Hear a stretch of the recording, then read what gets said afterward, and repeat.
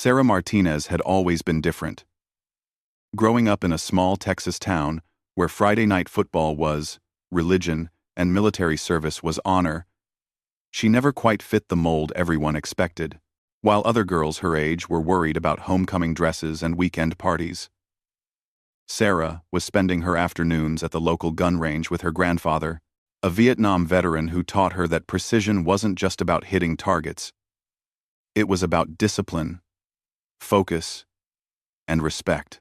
Her grandfather, Miguel Martinez, had served 3 tours in Vietnam as a Marine sniper.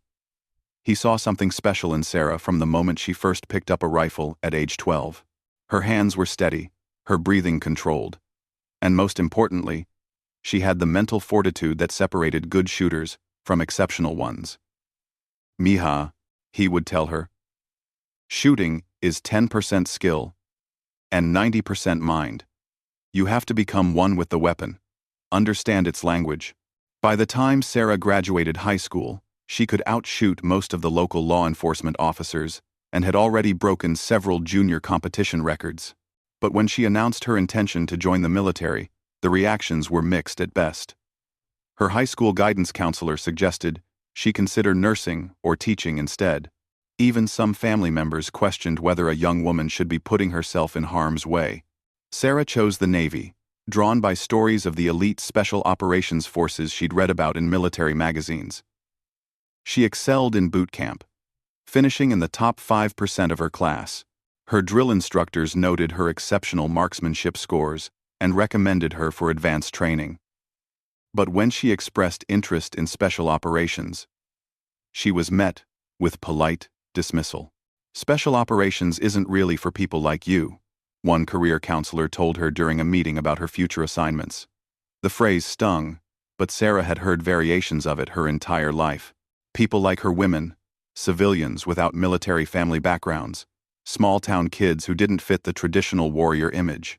Instead, she was assigned to a support role at Naval Base Coronado in California, just miles from where the Navy SEALs conducted their legendary training. Sarah worked in logistics, ensuring that training equipment and supplies were properly maintained and distributed.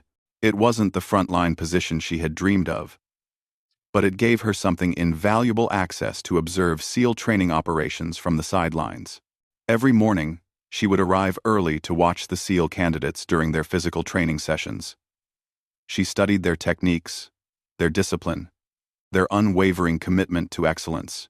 During her lunch breaks, she would often find herself at the base's shooting range, practicing with her personal weapon and maintaining the skills her grandfather had taught her. One afternoon, while cleaning and organizing equipment in the armory, Sarah overheard a conversation between 2 SEAL instructors.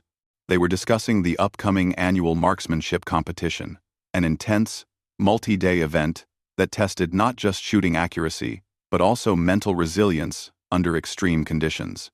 The current record had been held by the same SEAL team member for 10 consecutive years, a legendary figure known throughout the special operations community for his seemingly unbreakable precision scores.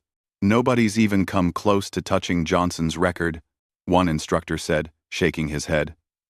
"That man is a machine. 10 years running, and the closest anyone's gotten is still 15 points behind." Sarah knew about Master Chief Petty Officer David Johnson's record. Everyone on base did. He was treated with almost mythical respect, his achievements serving as both inspiration and intimidation for incoming SEAL candidates. The competition itself was notoriously difficult, multiple shooting disciplines under various stress conditions, including sleep deprivation, physical exhaustion, and simulated combat scenarios. As Sarah listened to the instructors discuss the upcoming competition, an idea began forming in her mind. The competition wasn't restricted to SEALs. Only any military personnel stationed at Coronado could participate, though few outside the special operations community ever did. Most regular Navy personnel considered it a waste of time, knowing they couldn't compete with the elite operators. That evening, Sarah called her grandfather. She told him about the competition, about the record that had stood unbroken for a decade, and about her growing desire to test herself against the best of the best. "Mija," her grandfather said after a long pause, "I taught you to shoot. But more importantly, I taught you to believe in yourself. If you think you can do this, then you owe it to yourself to try. But remember, it's not about proving anything to anyone else. It's about finding out what you're truly capable of. The next morning, Sarah submitted her application for the marksmanship competition. When her commanding officer saw the paperwork cross his desk, he called her into his office with a mixture of concern and confusion. "Martinez, are you sure about this?" Commander Williams asked, looking at her application. "This isn't some weekend shooting match. These SEALs train for this competition all year long. You'll be competing against operators with decades of combat experience." Sarah met his gaze steadily. "With respect, sir, I believe I have the skills to compete at their level." Commander Williams studied her for a moment. Sarah Martinez had been an exemplary sailor during her time at Coronado, punctual, dedicated, and professional. Her marksmanship scores during routine qualifications were indeed exceptional, often perfect or near perfect. But this was different. This was stepping into the arena with the military's most elite warriors. "All right, Martinez," he said finally. "But understand that this competition is voluntary. If you find yourself in over your head, there's no shame in withdrawing." Word of Sarah's participation spread quickly through the base. Reactions ranged from supportive encouragement to barely concealed skepticism. Some of her fellow sailors cheered her on, proud to see one of their own taking on the challenge.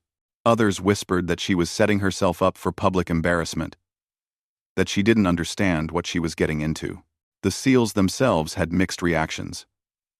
Some admired her courage for even attempting the competition, while others saw her participation as somehow diminishing the exclusivity of their challenge. Master Chief Johnson, the record holder himself, was characteristically diplomatic when asked about it by other competitors. "Everyone deserves a chance to test themselves," he said. "Competition makes us all better." But privately, few people gave Sarah any real chance of success.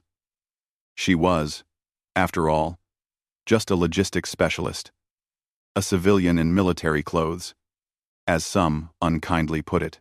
She hadn't been through the crucible of SEAL training, hadn't proven herself in combat, hadn't earned her place among the elite operators who dominated the competition year after year. Sarah spent the weeks leading up to the competition training with an intensity that surprised even herself. She arrived at the shooting range before dawn and stayed until well after sunset. She studied video footage of previous competitions, analyzed shooting techniques, and worked with the base's marksmanship instructors to refine her skills under various stress conditions. Her grandfather visited during the final week of preparation, bringing with him the rifle he had used in Vietnam, a weapon he had maintained with religious care for decades. "This rifle and I went through hell together," he told Sarah. "It never let me down when it mattered most. I want you to use it in the competition." As the competition date approached, Sarah felt the weight of expectations, both positive and negative, pressing down on her. She knew that many people were watching, waiting to see if the young woman who had dared to challenge the SEALs' dominance would crumble under pressure or somehow find a way to compete at their level. The night before the competition began, Sarah sat alone in her quarters, cleaning and preparing her grandfather's rifle. She thought about all the people who had dismissed her capabilities, who had suggested she wasn't cut out for the challenges ahead. She thought about her grandfather's lessons, about the countless hours of practice that had led to this moment. Tomorrow, she would find out whether years of dedication and natural talent were enough to compete with the military's most elite marksmen. Tomorrow, she would discover what she was truly capable of when the stakes were highest and the pressure was overwhelming. Tomorrow, the woman they had dismissed as just another civilian would step onto the shooting line alongside the Navy SEALs and begin her attempt to break a record that had stood untouched for 10 years. The first day of competition dawned gray and overcast, with a persistent wind that would challenge even the most experienced marksman. Sarah arrived at the range complex at 0500 hours, 2 hours before the official start time. She wanted to familiarize herself with the course layout and settle her nerves in the quiet morning air. The competition consisted of 5 distinct phases, spread over 3 days. Each phase tested different aspects of marksmanship skill. precision shooting at various distances, rapid engagement of multiple targets, shooting while physically exhausted, night operations with limited visibility, and a final stress test that combined all elements under simulated combat conditions. 43 competitors had registered for the event, including 31 current or former SEALs, 8 other special operations personnel from various branches, 3 regular Navy marksmen, and Sarah. As the only woman in the competition, she drew curious stares and whispered conversations from spectators who had come to watch what many considered the premier marksmanship event on the West Coast. Master Chief Johnson approached her during the pre-competition briefing. Up close, he was smaller than Sarah had expected, maybe 5 feet 8 inches, but he carried himself with the quiet confidence of someone who had proven himself countless times under fire. His handshake was firm, but brief. "Good luck today, Martinez," he said simply. "Shoot straight and trust your training."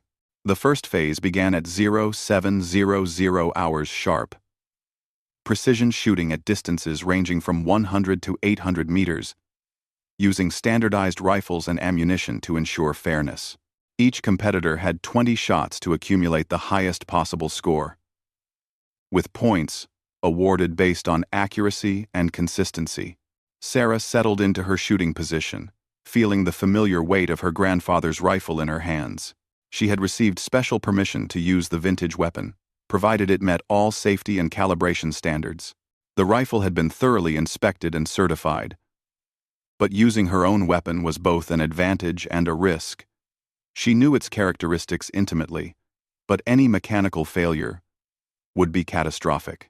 The range fell silent as the first group of competitors took their positions. Sarah found herself in the third group, which gave her the opportunity to observe the performance standards being set by the earlier shooters. The SEAL competitors were impressive. Their shots clustered tightly in the target zones with mechanical precision. When her group was called to the line, Sarah felt her heart rate elevate slightly.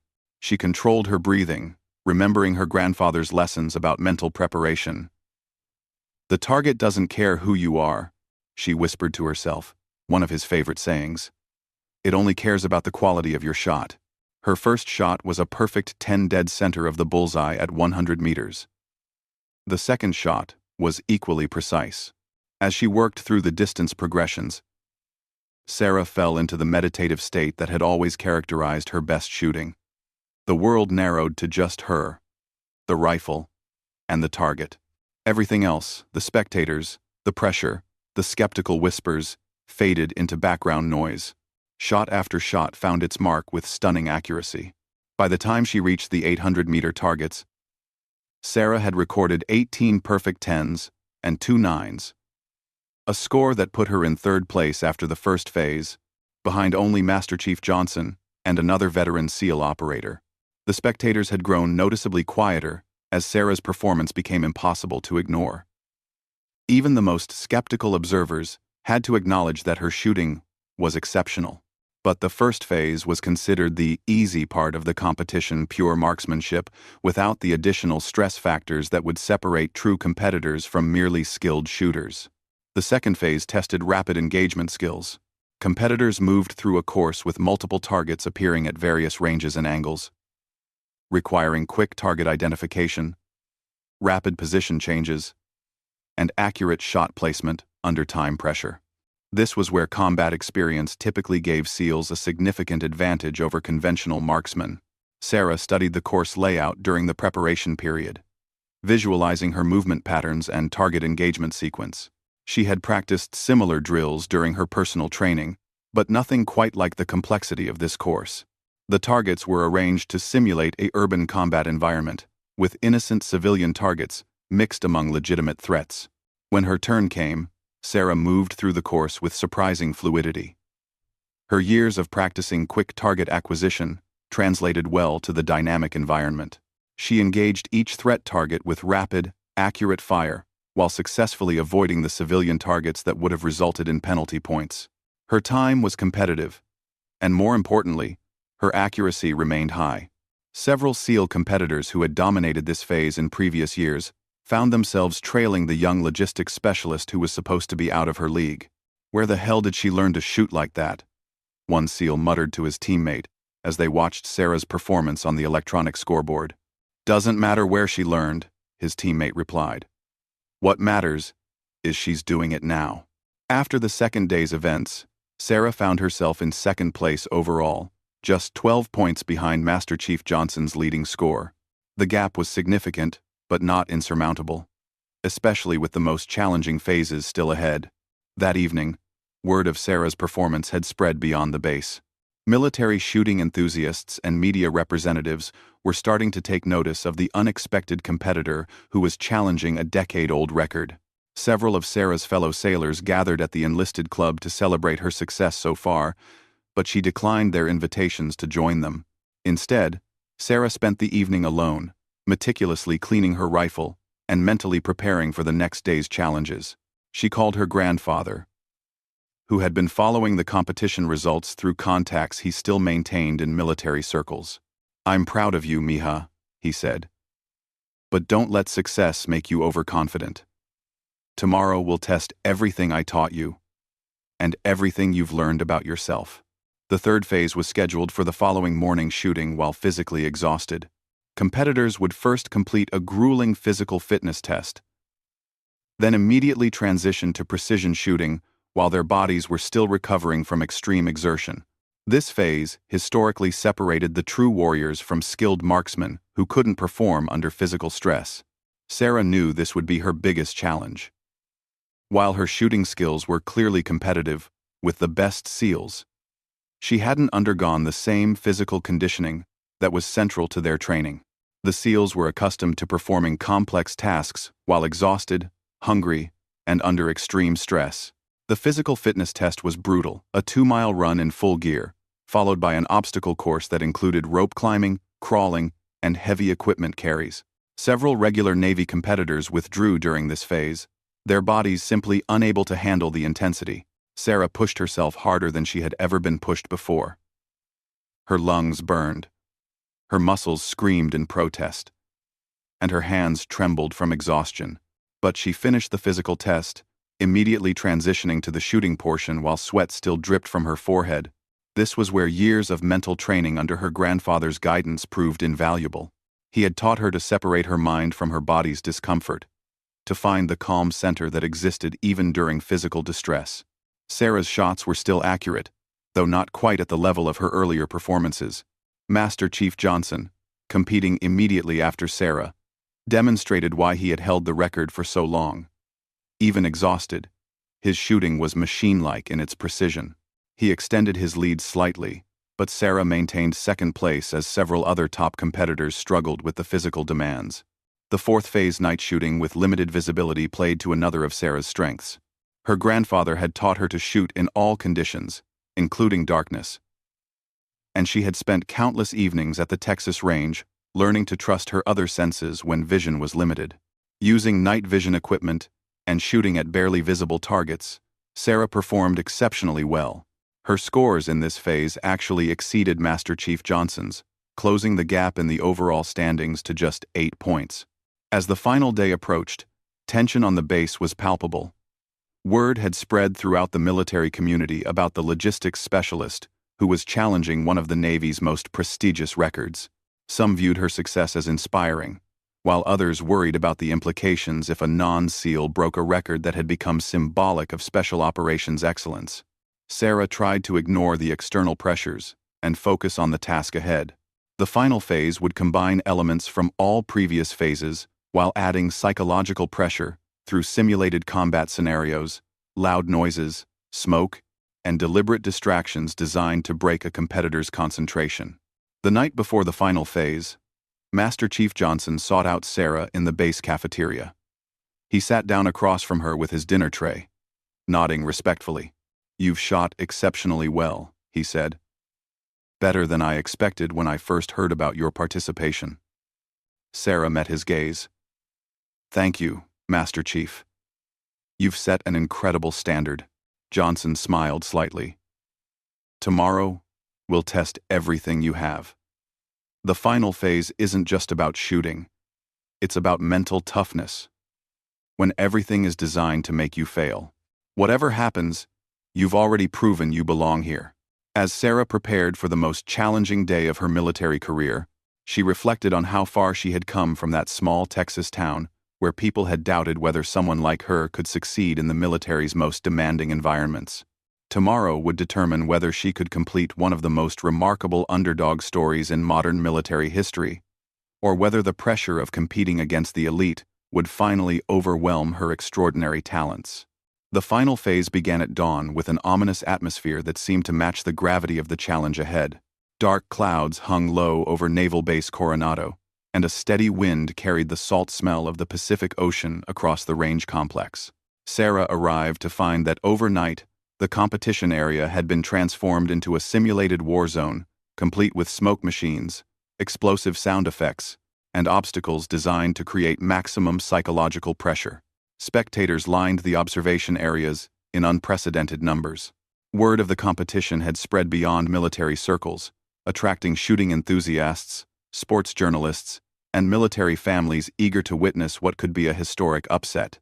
Among the crowd, Sarah spotted her grandfather, who had flown in from Texas specifically for the final day. His presence steadied her nerves more than any pep talk could have. The final phase rules were complex and unforgiving. Competitors would navigate through 5 interconnected stations, while explosions, sirens, and shouted commands created chaos around them. At each station, they would engage targets at various distances while dealing with different stress factors: blinding smoke, deafening noise, physical obstacles, and even actors playing wounded soldiers crying for help. Points would be awarded not just for accuracy, but for speed, decision-making under pressure, and the ability to maintain composure in simulated combat conditions. The entire phase would be recorded and scored by multiple judges, with severe point penalties for missed shots, safety violations, or excessive time delays. Master Chief Johnson, as the defending champion and current leader, would shoot first. Sarah would follow immediately after, putting maximum pressure on her to perform while the memory of his likely exceptional performance was still fresh in everyone's minds. Johnson approached the starting line with the calm demeanor that had made him legendary among Special Operations Forces. As the signal sounded, he moved through the course like a machine, smooth, efficient, and deadly accurate. Even with smoke, obscuring vision, and explosions shaking the ground, his shots found their marks with mechanical precision. Watching from the staging area, Sarah observed that Johnson's decade of experience in actual combat situations was evident in every movement. He never seemed rattled by the chaos, never hesitated in his target identification, and never allowed the psychological pressure to affect his shooting technique. His performance was a masterclass in applied marksmanship under stress. When Johnson completed the course, the preliminary scores showed he had maintained his characteristic excellence. The judges would need time for final calculations, but initial estimates suggested he had scored well enough to extend his lead and secure his 11th consecutive championship. Sarah's name was called. As she approached the starting line, she could hear whispered conversations in the spectator area, some encouraging, others skeptical about whether she could match what they had just witnessed. The course officials checked her equipment one final time and reviewed the safety protocols. "Remember, Martinez," the course director said, "once the signal sounds, this is as close to real combat as we can simulate without actual bullets flying at you. Trust your training, and don't let the chaos break your concentration." Sarah nodded, settling into her starting position. She closed her eyes for a moment, remembering her grandfather's words from their phone conversation the night before. "When everything is chaos around you, find the stillness within you. The rifle doesn't know about the noise and smoke, it only knows about your hands, your breathing, and your intent." The signal sounded, and Sarah launched into motion. The first station required engaging multiple targets through thick smoke, while speakers blasted the sounds of artillery fire and shouting voices. Sarah moved fluidly through the obscured environment, using the brief gaps in the smoke to identify and engage each target. Her shots were quick but precise, each one finding its mark despite the deliberate distractions. At the second station, the challenge was shooting from multiple positions, while actors playing wounded soldiers called for medical assistance nearby. This psychological element was designed to test a competitor's ability to maintain focus on their mission while human suffering occurred around them. Sarah compressed her lips, shutting out the simulated cries of pain, and systematically engaged each target from standing, kneeling, and prone positions. The third station tested rapid target identification in a complex environment where legitimate threats were mixed with civilian targets and friendly forces. One mistake here could result in massive point penalties. Sarah moved deliberately through the scenario, taking the necessary time to properly identify each target before engaging. Her accuracy remained high, and critically, she avoided any of the penalty targets that had trapped several earlier competitors. By the fourth station, Sarah was performing in what felt like a trance state. The chaos around her seemed to fade into background noise as she focused entirely on the fundamentals her grandfather had drilled into her thousands of times. Breathing, sight alignment, trigger control. Follow through, each element executed with automatic precision despite the extraordinary circumstances. The final station was the most challenging. Engaging targets at extreme range while moving across unstable terrain, as explosions created ground vibrations and debris fell around the shooting position.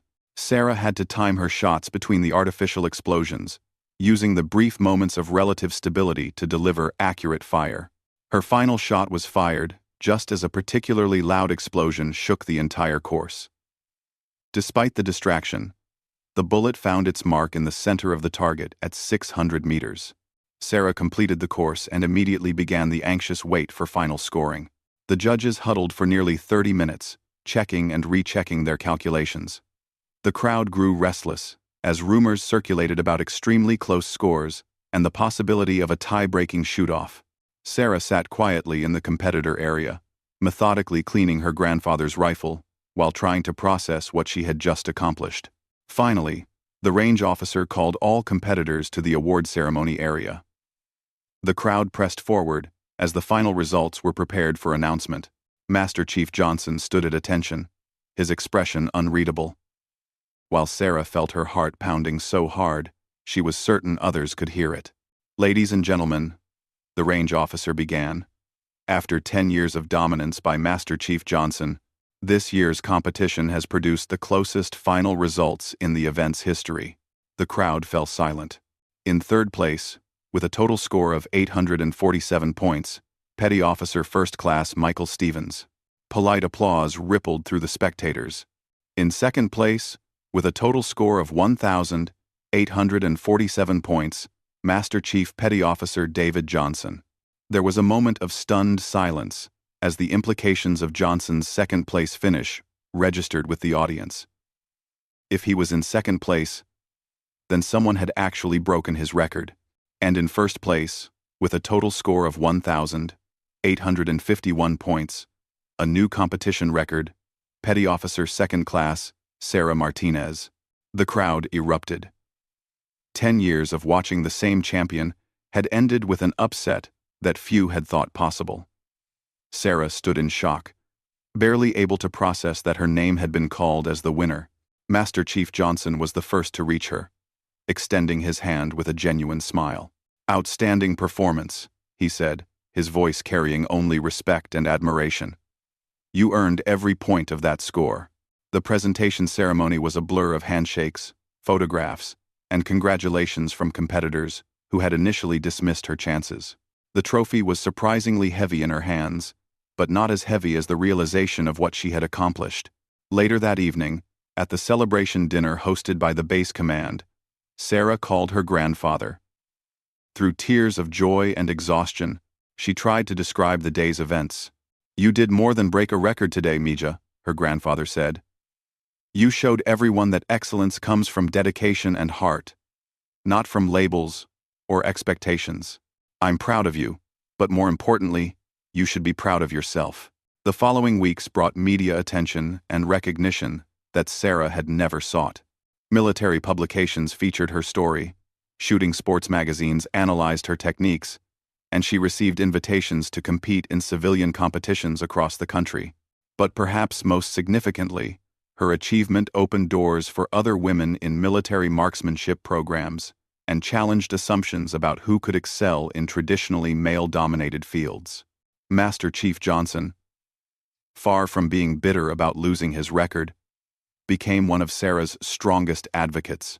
He recommended her for advanced marksmanship instructor training and helped arrange her transfer to a position where her exceptional shooting skills could be better utilized by the Navy. Sarah's commanding officer, Commander Williams, publicly acknowledged that his initial skepticism had been wrong. Petty Officer Martinez taught all of us an important lesson about judging people by their potential rather than their background, he said during a base ceremony honoring her achievement. 6 months after the competition, Sarah received orders to attend the Navy's elite marksmanship instructor two-course, a program typically reserved for special operations personnel. She would become one of the first women to complete the advanced training and would eventually be assigned to train incoming SEALs in precision shooting techniques. The small Texas town where Sarah had grown up celebrated their hometown hero with a parade and a permanent display at the local high school featuring her trophy and photographs from the competition. The same guidance counselor who had once steered her away from military service publicly apologized and now regularly tells students about the importance of pursuing their dreams regardless of others' expectations. Sarah's story became a testament to the power of preparation, determination, and the courage to challenge assumptions about limitations.